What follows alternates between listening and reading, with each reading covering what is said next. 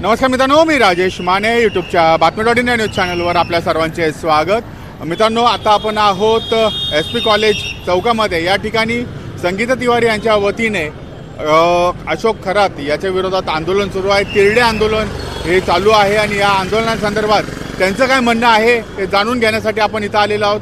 चल तर जाऊयात संगीता तिवारी यांच्याकडे, त्यांचं नक्की म्हणणं काय आणि मागण्या काय आहेत हे बघण्यासाठी।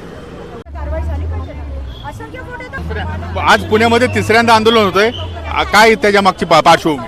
रुपाली चाकणकर यांना अटक झाली पाहिजे, नीलम गोरे यांनी राजीनामा दिला पाहिजे, खरातला फाशी झाली पाहिजे, नाही तर चौरंगा झाला पाहिजे, नाही तर नाशिकला जाऊन कोर्टात जाऊन आम्ही त्याला भोंगळा करून मारू।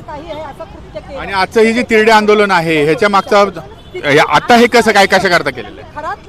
ज्या हिशोबाने तपास स्लो चालू आहे, चाकणकर बाईला अटक होत नाहीये म्हणून आम्हाला रस्त्यावर उतरावं लागलं।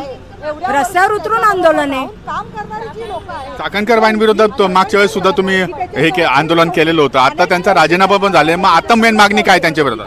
राजीनामा उगाच नाही मागितला ना, ती दोषी आहे म्हणून मागितलाय।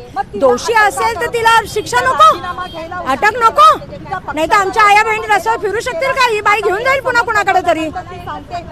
आणि नीलम गोरेंबद्दल तुमचं काय मागणी आहे? नीलम गोरे त्याच्या भक्त आहेत, त्यांनी त्याचं मूत्र प्यालेलं आहे, 3-3 तास त्या तिथं पूजा करतात, त्याच्यामुळे नीलम गोरेंनी राजीनामा द्यावा ही आमची मागणी आहे।